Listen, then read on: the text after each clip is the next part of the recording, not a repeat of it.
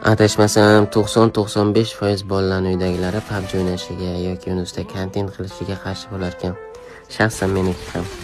Hech qaysi ota-ona buni yomon bo'lsin deb qilmaydi, lekin PUBG haqidagi fikrlari juda yomon. Ba'zi bir PUBG ga osiladigan blogerlarning gapini deb uydagilarni ko'ziga ham PUBG yomon ko'rinib qoladi. Xuddi shunday PUBG juda yomon narsa. PUBGchilar yomon.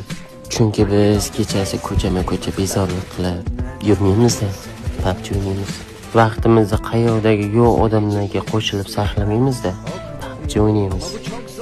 Zamon o'zgaryapti desa, yo'q, zamon emas, zamonni biz o'zgartiryapmiz deyshadi. Lekin 8 milliard aholining ichidan faqat bizning harakatimiz bilan zamon ortga qaytib qolmaydi-yu. Unda PUBG ga vaqtini juda noto'g'ri sarflayotgan bolalar ham bor. Lekin bu narsaga birinchi o'rinda tarbiya bog'liq. Endi hammalarga savol, bolalar kechada ko'chasi xohlagan ishini qilib, xohlaganday bolalarga qo'shilib yurgani yaxshimi yoki PUBG o'ynagani yaxshimi? To'g'ri, ko'plar aytishi mumkin, hamma bola ham bezorlik qilib ko'chada yurmaydi deb. Lekin hamma bola ham PUBG da vaqtini behuda sarflamaydi.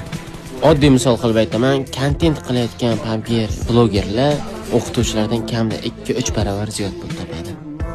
Eng katta sabab esa bu PUBG harom degan xayol va o'y. Kelinglar, men shu PUBG halol yoki haromlik haqida masalaga to'liq gapirib beraman keyingi videoda. Buning uchun attiga 5000 like yuboringlar. Ko'p emas, jigarlarim.